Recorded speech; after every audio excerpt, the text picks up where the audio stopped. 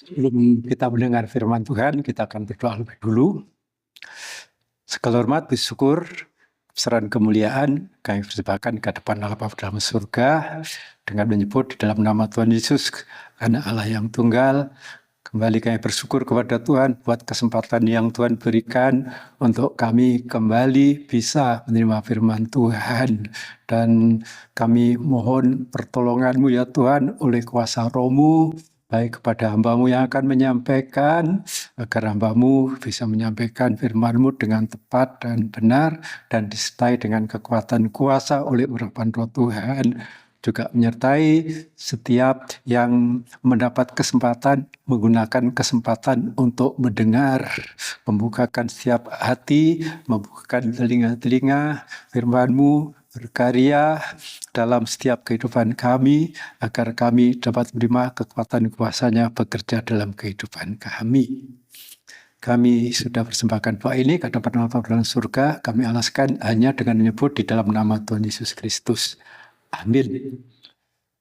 Puji Tuhan, salam sejahtera dalam nama Tuhan Yesus. Dan juga saya sampaikan salam persekutuan Philadelphia. Oleh karena kasih kebenaran Tuhan, pagi hari ini kita dapat kembali mendengar firman Tuhan yang menjadi kebutuhan kita, yang menjadi kekuatan kita, ya bahkan di dalamnya ada kuasa Allah yang sanggup menolong kita, yang sanggup menyelamatkan kehidupan kita. Kalau saya beberapa kali menyampaikan berita firman Tuhan yang bertitik tolak dari kitab Mazmur, bersyukurlah kepada Tuhan sebab Tuhan itu baik, kasih setianya tidak berkesudahan. Saya sudah banyak menyampaikan bagian firman Tuhan yang menekankan akan kebaikan Tuhan. Ya, diantaranya kebaikan Tuhan, segala sesuatu bekerja bersama untuk mendatangkan kebaikan bagi kita yang mengasihi Dia. Kalau Tuhan sudah merencanakan sesuatu yang baik, Tuhan juga akan melaksanakan. Kalau Tuhan sudah mengawali suatu pekerjaan yang baik, Tuhan akan tetap berkarya terus sampai semua terselesaikan, sampai tuntas, sampai pada akhirnya. Kalau Tuhan mempunyai rekaan yang baik, ya sudah merekakan, sudah membukakan untuk suatu kebaikan, maka rekaan Tuhan itu pasti terjadi, pasti terlaksana. Sebab apa yang menjadi rencana Tuhan, apa yang menjadi rekaan Tuhan, itu tidak mungkin gagal. Dan untuk pagi hari ini saya masih tetap menyampaikan bagian firman Tuhan yang sehubungan dengan kebaikan Tuhan. Kita akan baca lebih dahulu surat Ibrani pasal 12 ayat 10. Ibrani 12 ayat 10. Sebab mereka mendidik kita dalam waktu yang pendek, sesuai dengan apa yang mereka anggap baik. Tetapi Dia menghajar kita untuk kebaikan kita, supaya kita beroleh bagian dalam kekudusannya. Ya, jadi di sini Tuhan yang baik itu mengajar kehidupan kita untuk kebaikan kita, supaya kita ini memperoleh kekudusannya. Dan kalau kita perhatikan di bagian-bagian ini, kebaikan Tuhan itu bukan saja dalam bentuk pemberian-pemberian, bukan saja dalam bentuk Tuhan itu merencanakan sesuatu yang baik, bukan saja segala sesuatu yang Tuhan izinkan untuk mengerjakan kebaikan bagi kita. Ya, bukan saja kalau Tuhan itu sudah mengawali satu pekerjaan yang baik, Tuhan juga akan bekerja terus sampai kesudahannya. Ya, bukan saja apa yang menjadi rekaan hati Tuhan itu pasti terlaksana. Tetapi di bagian ini yang menyatakan bahwa Tuhan yang baik yang mengajar kita untuk kebaikan kita, ya kebaikannya itu diwujudkan dalam bentuk Tuhan menasihati, Tuhan mengingatkan, Tuhan menyesah, Tuhan menghajar. Memang semuanya itu kalau menurut pemikiran manusia seringkali dianggap dinilai tidak baik. Tetapi Tuhan tidak mungkin melakukan sesuatu bukan untuk kebaikan kita. Ya, saya akan menekankan bagian-bagian ini, beberapa ayat seterusnya. Pada ayatnya yang kelima di sana dikatakan, dan sudah lupakah kamu akan nasihat yang berbicara kepada kamu seperti kepada anak-anak? Hai anakku, janganlah anggap enteng didikan Tuhan, dan janganlah putus asa apabila engkau diperingatkannya. Nah ini, didikan Tuhan atau nasihat Tuhan, atau peringatan-peringatan dari Tuhan itu seringkali manusia menganggap tidak tepat, tidak sesuai dengan keinginan manusia. Sehingga ada sementara umat Tuhan yang mengentengkan didikan Tuhan, tetapi yang lain bisa putus asa apabila diperingatkan. Mengentengkan didikan Tuhan, ya itu tidak baik. Putus asa pada waktu diperingatkan, itu juga tidak baik. Ini bisa terjadi atas kehidupan umat Tuhan, ya seperti contohnya bangsa Yahudi pada zaman pelayanannya Nabi Yirmia. Tuhan mendidik mereka supaya bertobat dari tingkah langkahnya yang jahat.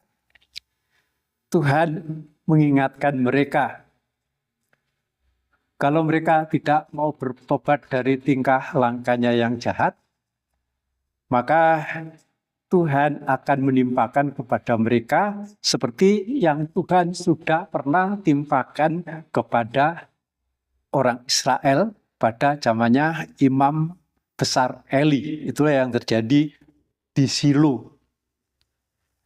Dan sebagai bukti bahwa mereka itu meringankan, mengentengkan nasihat Tuhan,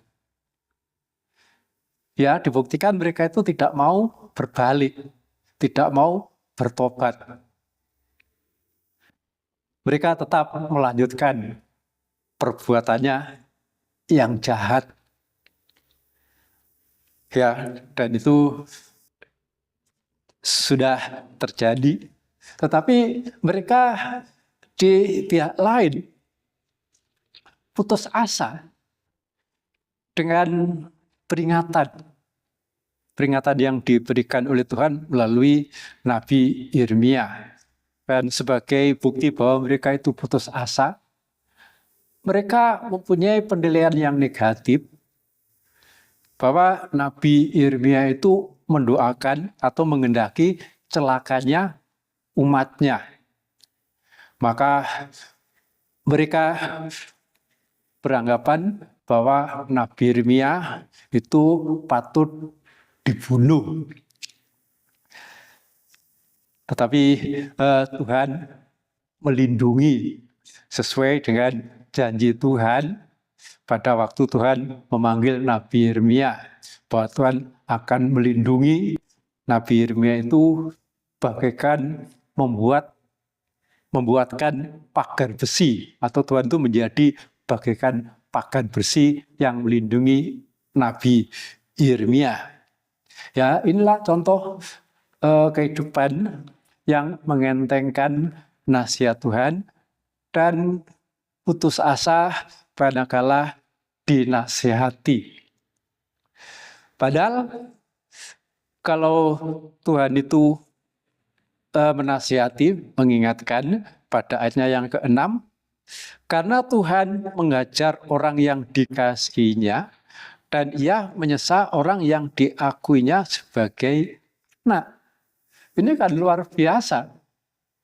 Kehidupan yang dikasih, diajar, dan kehidupan yang diakui sebagai anak itu disesah bagaikan kena pukulan.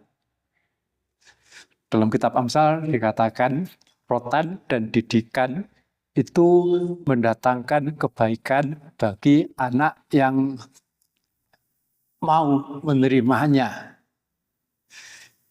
Ya, jelas ya. Di ayat ini mengatakan bahwa kebaikan Tuhan itu diwujudkan dengan Tuhan itu mengajar, karena kehidupan itu dikasih oleh Tuhan, dan Tuhan itu menyesah karena kehidupan itu diakui, diterima sebagai anak. Dan tentunya ini memang pengalaman yang tidak menyenangkan. Sebab pada ayatnya yang ke-11 di sana dikatakan, memang tiap-tiap ganjaran pada waktu ia diberikan tidak mendatangkan sukacita, tetapi duka cita. Tetapi kemudian ia menghasilkan buah kebenaran yang memberikan damai kepada mereka yang dilatih olehnya. Ya, jadi firman Tuhan mengakui pada saat didikan, ajaran, sesaat itu diberikan tidak menyenangkan, tidak enak. Bahkan sebetulnya tidak ada seorang anak pun yang menantang untuk disesah, untuk diajar, walaupun itu secara jasmani. Dan pada bagian ini dikatakan bahwa bapak atau orang tua secara jasmani itu memberikan didikan, memberikan ajaran sesuai dengan yang dianggap baik, ya sesuai dengan pandangan mereka sendiri. Tetapi kalau Allah itu mengajar kita, mendidik kita, ada maksud yang luar biasa. Di ayat ini dikatakan, tetapi kemudian ia menghasilkan buah kebenaran dan memberikan damai kepada mereka yang dilatih olehnya. Ya, inilah sedikit kesimpulan yang saya sampaikan, bahwa kebaikan Tuhan itu memberikan didikan, teguran, peringatan, ajaran, sesah bagi setiap kehidupan yang diterimanya sebagai anak dan bagi kehidupan yang dikasih oleh Tuhan. Dan kalau saya perhatikan beberapa ayat, tentunya ada maksud Tuhan yang luar biasa. Tadi pada ayatnya yang ke-10 kita sudah baca, supaya kita ini mendapat bagian dalam kekudusannya. Pada ayatnya yang ke-9 di sana dikatakan supaya kita ini beroleh hidup. Ya, saya baca ayat ini. Selanjutnya dari ayat kita yang sebenarnya, ya secara jasmani, kita beroleh ganjaran dan mereka kita hormati. Kalau demikian, bukankah kita harus lebih taat kepada Bapa segala roh supaya kita beroleh hidup? Ya, di ayat ini dikatakan kalau Tuhan itu mendidik kita, mengingatkan kita, mengajar kita, ya bahkan kalau mungkin sampai menyesal kehidupan kita, juga supaya kita ini beroleh hidup. Pada ayatnya yang ke-25, ayatnya yang ke-11, ya, yang sudah kita baca, ya, ayat 11 yang kita sudah baca, supaya kita ini memperoleh kebenaran dan damai. Nah, ini berkat Tuhan yang sungguh luar biasa, memperoleh kebenaran dan damai, di mana kebenaran dan damai itu sungguh-sungguh kita perlukan. Dalam kitab Nabi Yesaya pasalnya yang ke-32, saya sebutkan saja, pada ayat 17 dan 18 di sana dikatakan, di mana ada kebenaran, di situ ada damai sukacita, ada damai sejahtera. Dan kalau ada damai sejahtera, maka umat Tuhan, bangsa kepunyaan Tuhan, akan merasakan ketenangan, ketentraman, dan keamanan. Tentunya ini sangat-sangat kita perlukan, karena kita ini hidup di dalam dunia yang penuh dengan ancaman. Dan ancaman yang terjadi itu seringkali bisa tidak diperkirakan, tetapi hal itu bisa terjadi di mana saja, kapan saja. Kalau hari-hari terakhir ini di negara kita sedang perhatian itu difokuskan ke musibah bencana banjir yang ada di Sumatera. Ya, dan tentunya itu merupakan banjir yang dahsyat, yang menelan banyak korban, bukan saja korban harta, tetapi juga korban nyawa, dan menimbulkan banyak kesulitan. Tetapi yang terjadi aneh, kalau banjir itu kelebihan air, ya, tetapi bisa juga terjadi seperti berita yang kita ikuti, yaitu di Iran. Mereka mengalami musibah kekurangan air bersih. Dan itu juga bisa berdampak mengancam nyawa manusia. Dan dalam berita yang bisa kita ikuti sangat banyak, ya, mungkin jumlahnya bisa sampai jutaan, ya, sampai jutaan nyawa manusia yang terancam oleh karena bencana kekeringan, oleh karena bencana kekurangan air bersih. Dan itu merupakan suatu masalah yang sangat serius, yang tidak mudah bisa ditangani dengan segera. Atau mungkin juga di belahan bumi yang lain juga menghadapi masalah, mungkin berupa sakit penyakit, mungkin berupa bencana alam yang lain, ya, bisa juga karena gunung berapi, ataupun yang sudah begitu santer diberitakan akan terjadinya gempa bumi yang dahsyat.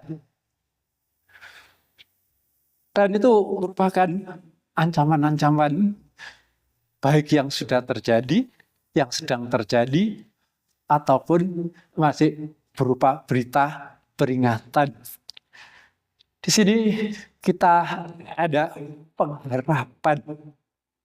Kalau kita ini mau menjadi anak yang mau diajar, dan kita mau menjadi kekasih Tuhan, ya, yang menerima didikan, yang menerima ajaran daripada Tuhan. Karena di balik semuanya itu Tuhan mempunyai rencana untuk kehidupan kita ini.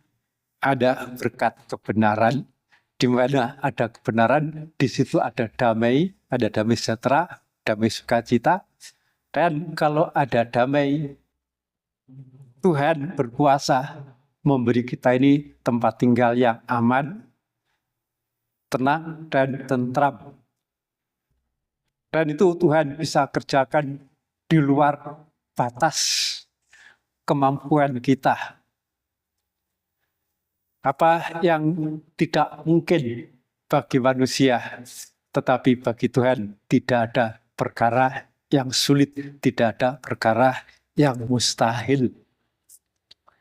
Dan saya akan teruskan beberapa nasihat, didikan atau peringatan yang Tuhan berikan melalui ayat-ayat di pasal ini. Ya, pada ayatnya yang ke-12 sampai ayatnya yang ke-13, di sana dikatakan, sebab itu kuatkanlah tangan yang lemah dan lutut yang goyah, dan luruskanlah jalan bagi kakimu, sehingga yang pincang jangan terpelecok, tetapi menjadi sembuh. Ya, di ayat ini yang diingatkan, ya, yang dinasihatkan oleh Tuhan melalui firman-Nya, supaya kehidupan umat Tuhan itu tangannya dikuatkan, ya, dan lututnya jangan goyah, serta jalan hidupnya itu supaya lurus. Ya, kalau bicara tangan, dalam surat 1 Korintus pasal 15 ayat pertama di sana dikatakan, dengan tangan kita memegang teguh akan firman Tuhan. Tetapi kalau tangannya menjadi lemah, bisa membuat kehidupan umat Tuhan itu tidak berpegang teguh atas firman Tuhan. Karena kita menghadapi banyak ancaman yang berusaha melemahkan iman kita. Kemudian tangan yang tidak lemah, dalam surat Galatia pasalnya yang ke-6, di sana mau berbuat baik, memberikan uluran tangan, memberikan persembahan, karena persembahan itu bagikan orang menabur, dan orang yang menabur itu akan menuai, akan panen, asalkan tidak menjadi lemah. Ya, jadi tetap ada semangat untuk tetap berkorban. Kemudian lutut dan goyah itu juga dinasihati, diingatkan. Di 1 Korintus pasal 15 ayat 2, kalau lutut kaki itu tidak goyah, ya berarti mempunyai pendirian yang kuat atas firman Tuhan. Ya, tidak mudah digoyahkan imannya, pengharapannya, serta kasihnya kepada Tuhan. Dan lutut yang tidak goyah itu juga menunjukkan kehidupan yang setia, yang suka beribadah kepada Tuhan, yang suka berdoa kepada Tuhan. Karena firman Tuhan mengatakan segala lutut akan bertelut untuk menyembah Tuhan. Tetapi kalau lutut itu menjadi goyah, itu bisa saja pendiriannya di atas kebenaran firman Tuhan menjadi goyah. Kalau lutut itu menjadi goyah, bisa saja semangat untuk berdoa itu menjadi lemah. Ya mungkin karena berdoa memohon sesuatu sudah sekian lama, digumuli dalam doa, kok kelihatannya belum berhasil, kok kelihatannya Tuhan itu belum menjawab. Dan kalau hal itu terjadi, bisa juga itu memang didikan dari Tuhan, supaya kita umatnya ini berdoa senantiasa dengan tidak jemu-jemu. Berdoa senantiasa dengan tidak putus asa. Karena Tuhan itu baik, pasti segala sesuatu yang Tuhan izinkan atas kehidupan kita, di balik itu pasti semua ada rencana Tuhan yang baik, ada maksud Tuhan yang baik bagi kehidupan kita. Ya, itulah yang seringkali menyebabkan lutut itu menjadi goyah, yaitu semangat dalam doa kepada Tuhan bisa menjadi kendor karena doanya belum dikabulkan.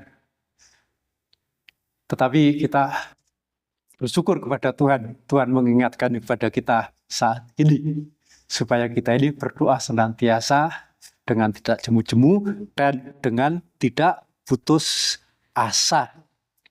Pada ayat 13 di sana yang diingatkan, dan luruskanlah jalan bagi kamu sehingga yang pincang jangan terpelecok tetapi menjadi sembuh. Ya, di sini yang diingatkan supaya perjalanan hidup kita dalam mengiringi Tuhan itu lurus. Lurus dalam mengikuti jalan Tuhan. Lurus dalam melakukan firman Tuhan. Karena kita memang menghadapi banyak tantangan yang seringkali mau membelokkan kehidupan kita, ya, supaya tidak berjalan lurus sesuai dengan jalan Tuhan, tidak berjalan lurus sesuai dengan firman Tuhan, ya, tidak berjalan lurus sesuai dengan yang menjadi kehendak Tuhan. Dan inilah juga ancaman-ancaman yang ada di sekitar kita, di mana usaha-usaha yang ingin membelokkan umat ketebusan Tuhan itu supaya tidak berjalan di jalan Tuhan yang lurus, itu sudah terjadi sejak berdirinya gereja di abad-abad awal. Ya, di mana di abad-abad awal dan dari antara murid Tuhan, di antara 12 murid, itulah yang menjadi rasul, masih ada yang hidup. Sudah ada yang berusaha membelokkan jalan Tuhan supaya tidak berjalan lurus sesuai dengan ajaran Tuhan, sesuai dengan didikan Tuhan. Padahal saksi mata dari ajaran Tuhan, dari yang diperbuat oleh Tuhan dalam pelayanan Tuhan selama 3,5 tahun di bumi, masih hidup, masih ada saksi mata. Itu pun sudah muncul adanya beda yang ingin membelokkan supaya umat ketebusan itu tidak jalan lurus. Lebih-lebih di zaman kita sekarang ini sudah sangat jauh dengan waktu peristiwa, tempat peristiwa, ya, dengan bahasa yang ada pada waktu itu, dengan budaya-budaya yang ada pada waktu itu, yang tentunya belum tentu itu sesuai dengan bahasa yang kita pakai sekarang. Belum tentu juga sesuai dengan budaya-budaya di zaman kita sekarang. Apalagi peristiwanya yang terjadi itu di Israel, ya, di Timur Tengah, di negara Yahudi, tentunya banyak sekali perbedaan dengan yang ada di tempat kita sekarang ini, baik budayanya, baik bahasanya, ya, dan banyak hal perbedaan. Dan itu cukup menjadi tantangan yang bisa membelokkan untuk perjalanan umat ketebusan Tuhan itu tidak bisa berjalan dengan lurus. Ya, kalau di abad-abad awal berdirinya gereja saja sudah ada bidat yang berusaha membelokkan, apalagi di zaman kita sekarang. Ya, pembelokan itu pasti lebih mudah dilakukan. Ya, pasti lebih mudah orang itu bisa mempengaruhi. Dan itu sangat memungkinkan ya umat Tuhan itu bisa terpelecok, bisa kesandung, ya bisa jatuh, bisa mengalami kegagalan dalam mengikuti rencana Tuhan. Sebenarnya firman Tuhan mengingatkan, mengajarkan kepada kita, biarlah kita ini bisa berjalan di jalan lurus. Itulah jalan yang Tuhan ajarkan, yang Tuhan nyatakan dalam firman melalui pertolongan kuasa Roh Kudus. Ya, dan sebetulnya di bagian ini masih banyak lagi ya hal-hal yang Tuhan ingatkan, yang Tuhan ajarkan, ya, yang Tuhan didik untuk kehidupan kita. Ya, saya sebutkan saja pada ayatnya yang ke-14, berusahalah hidup damai dengan semua orang dan kejarlah kekudusan, sebab tanpa kekudusan tidak seorang pun akan melihat Tuhan.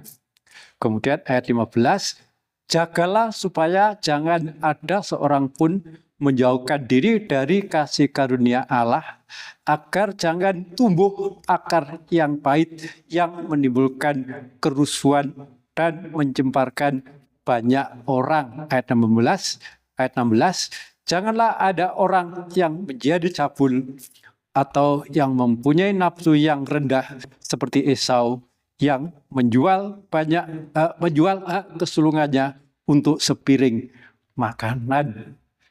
Inilah bagian-bagian yang Tuhan ajarkan bagi kita, yang Tuhan ingatkan, yang Tuhan didik bagi kehidupan kita. Ya Tuhan memberkati kita sekalian.